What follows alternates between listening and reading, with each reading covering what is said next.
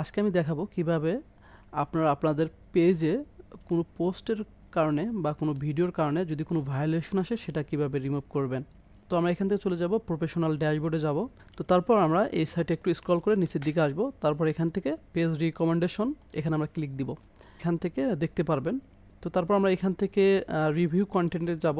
আমরা পোস্টটা ডিলিট করে দিতে পারবো। তো আমার পোস্টে রাখার দরকার নেই, আমার অ্যাকাউন্টটা ভালো রাখার দরকার। তো তার জন্য আমি পোস্টটা রিমুভ করে দিব। দেন এখান থেকে আমরা সি অপশনে যাব। যাওয়ার পর এখান থেকে ডিলিট পোস্ট